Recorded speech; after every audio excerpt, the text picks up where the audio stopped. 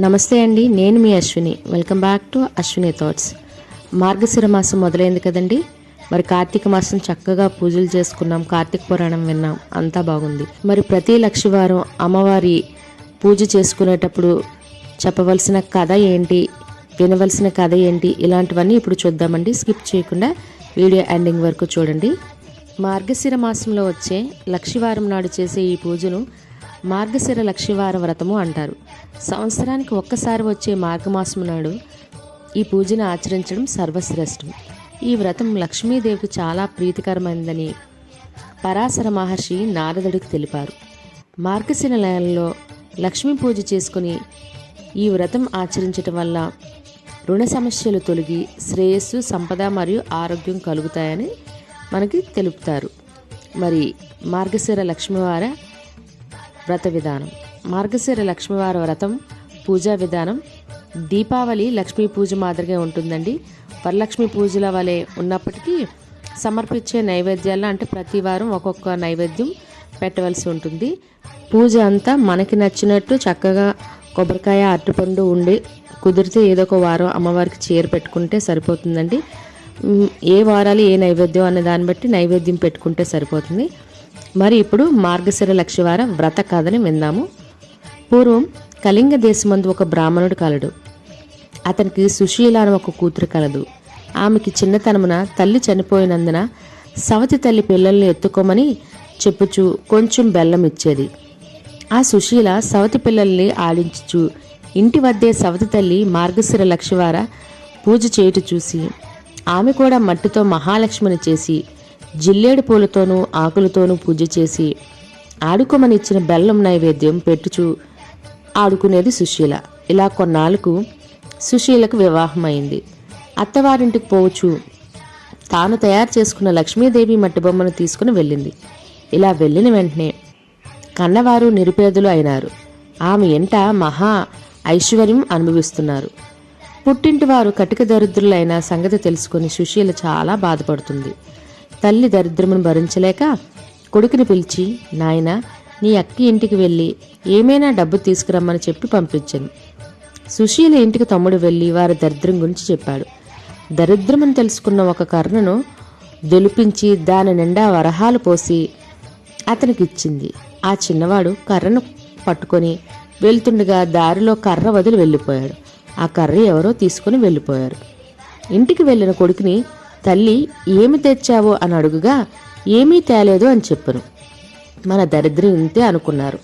కొంతకాలం తరువాత సుశీల తమ్ముని పరిస్థితిని అడిగి తెలుసుకుంది. వారి దరిద్రంలో ఎటువంటి మార్పు రాలేదని తెలిసి ఒక చెప్పుల జత తెప్పించి వాటిలో వరహాలు పోసి కుట్టించి వాటికి గుడ్డ చుట్టి తమ్మునికి ఇచ్చి, ఇది తీసుకుని వెళ్ళు, తండ్రికి ఇమ్మని చెప్పాను. సరే అని తీసుకుని వెళ్ళి మార్గమధ్యలో దాహం వేసి ఒక చెరువు గట్టును చెప్పుల మూట పెట్టి నీరు తాగి వచ్చేసరికి ఎవరో వాటిని తీసుకుని పోయారు. జరిగిన విషయం తల్లికి చెప్పాడు. తల్లి జరిగిన దానికి బాధపడి మన దరిద్రం ఇలాగెందుకు ప్రాప్తించిందో అనుకున్నాను. మరలా కొన్నాళ్ళకు కొడుకుని పంపిస్తూ ఈసారైనా జాగ్రత్తగా తీసుకురమ్మని చెప్పాను. అక్కకు పరిస్థితి ఇదివరకు ఉన్నట్టే ఉందని చెప్పాను. అప్పుడు సుశీల ఒక గుమ్మడి పండు తెప్పించి తొలిచి దాని నిండా వరహాలు నింపి ఆ పండు అమ్మకిమ్మని చెప్పింది. సరే అని తీసుకువస్తుండగా సాయం సమయంలో ఒక చెరువు వద్దకు వచ్చి దాన్ని గట్టు మీద ఉంచి సాయం సంధ్యావందనం చేస్తూ ఉన్నాడు. ఇంతలో ఒక బాటసారి పండు బాగుందని పట్టుకుని వెళ్ళిపోయాను. ఆ కుర్రవాడు గట్టు మీదకి వచ్చి పండు వెతకగా పండు లేదు. ఏం చేసేది లేక ఇంటికి వెళ్ళాడు. తల్లి ఏం తెచ్చితివి అని అడుగ్గా జరిగింది చెప్పును. తల్లి విచారించింది. కొన్నాళ్ళకి తల్లి ఇంటి దగ్గర పిల్లలు ఉంచి కూతురి దగ్గరికి వెళ్ళను. తల్లిని చూచి సుశీల వారి దరిద్రం తెలుసుకుని చింతించి మార్గశిర లక్షవారం నోము నోచిన ఐశ్వర్యం వచ్చునని తలచినది. అమ్మా, ఈరోజు మార్గశిర లక్షవారం, నోట్లో ఏమీ వేసుకోకు, మన వ్రతం చేసుకున్నాం అని చెప్పాను. ఆమె కూడా అలాగే, నేనేమైనా చిన్నదాననా, ఎందుకు తింటాను అని చెప్పి పిల్లలకి చల్దీ అన్నం పెట్టి నోట్లో ఓ ముద్ద వేసుకుంది. కూతురు వచ్చి, అమ్మా స్నానం చేయి, మనం వ్రతం చేసుకుందాం అంది. అప్పుడు జరిగినది తల్లి చెప్పింది. ఆ వారం కూతురు మాత్రమే చేసుకుంది. రెండవ వారం వ్రతం చేసుకుందాం అనుకున్నది. అప్పుడు పిల్లకి తల నూనె రాస్తూ తానును రాసుకుంది. ఆ వారం కూడా వ్రతం చేయి వీలులేదు. మరుసటి వారం అమ్మ ఈసారైనా జాగ్రత్తగా ఉండమని చెప్పింది. పిల్లలకు తల దువ్వుతూ ఆమె తల దువ్వుకొని వ్రతం చేయలేకపోయింది. కూతురు మాత్రం చేసుకుంది. 4వ వారం ఈసారైనా చాలా జాగ్రత్తగా ఉండమని చెప్పి సుశీల తల్లి ఈ పని చేయకుండా ఉండడానికి ఒక గోతిలో కూర్చోబెట్టింది. పని అయిన తరువాత అమ్మను తీసుకుని వచ్చి స్నానం చేస్తే పూజ చేసుకుంటుందని పిలువగా తల్లి పిల్లలు అరటిపండు తిని నేను కూర్చున్న చోట అరటి తోలు వేశారా, నేను తోచక అది తిన్నా అని చెప్పింది. అయ్యో అని తలిచి కూతురు పూజ చేసుకుని 5వ వారం మార్గశిర లక్షవార వ్రతం ఆఖరి వారం. అప్పుడు సుశీల తల్లిని తన కొంగుకు కట్టుకొని పని పూర్తి చేసుకుని తల్లిచే స్నానం చేయించి వ్రతం చేయించింది. పూర్ణం కుడుములు తల్లిచే నైవేద్యం పెట్టించింది.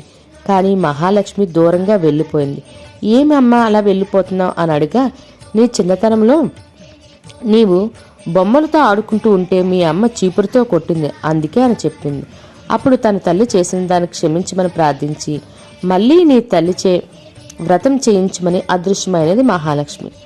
సరే అని మొదటి వారం పులగం, 2వ వారం అట్ల తిమ్మనం, 3వ వారం అప్పాలు పరమాన్నం, 4వ వారం చిత్రాన్నం గారెలు, పుష్యమాసంలో మొదటి వారంలో పూర్ణం కుడుములు వడ్డించి తల్లిచే నోము చేయించింది. కథా అక్షంతలు తల మీద వేసుకున్నారు. అప్పటి నుండి ఆమెకు సకల సంపదలు కలిగి అంత్యమందున విష్ణులోకమును వెళ్ళను. విన్నారు కదండి, మార్గశిర లక్ష్మీవారం పూజ వ్రత కథ. అంటే మనం వ్రత కథలోనే పూజ అనేది ఏ విధంగా చేయాలి, ఆచరించవలసిన నియమాలు ఏంటి, చేయకూడని పనులు ఏంటి అన్నీ కూడా ఈ వ్రత కథలోనే ఉన్నాయండి.